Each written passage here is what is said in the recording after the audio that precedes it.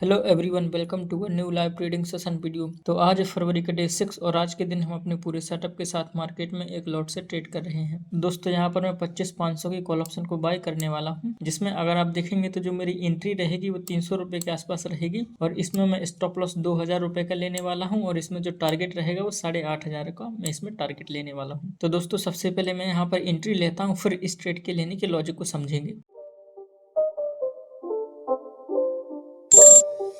It's not a game, it's a rich thing.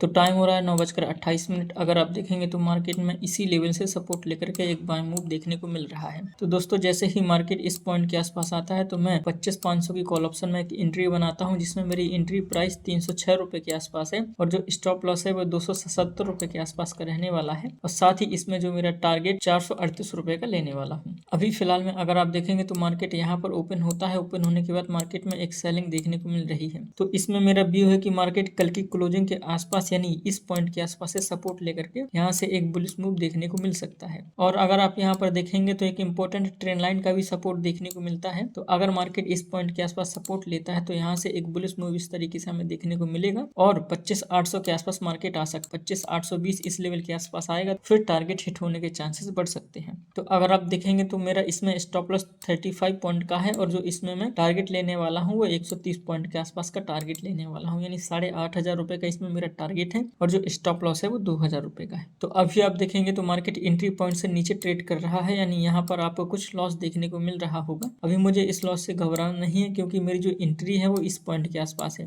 यानी कल की क्लोजिंग के आसपास से मार्केट सपोर्ट लेकर के यहाँ से एक बुलिश मूव देखने को मिल सकता है। अगर मार्केट यहाँ से बुलिश मूव तो फिर मेरा टारगेट हिट होगा और अगर मार्केट यहाँ से सेलिंग कंटिन्यू करता है तो फिर मेरा स्टॉप लॉस हिट हो जाएगा। अभी फिलहाल में देखते हैं, अगर इस पॉइंट पे मार्केट सपोर्ट लेता है तो यहाँ से फिर टारगेट मिलने के चांसेस बढ़ सकते हैं और अगर यहाँ से सेलिंग होती है तो फिर स्टॉप लॉस हिट हो सकता है। अभी देखते हैं दोस्तों क्या होता है।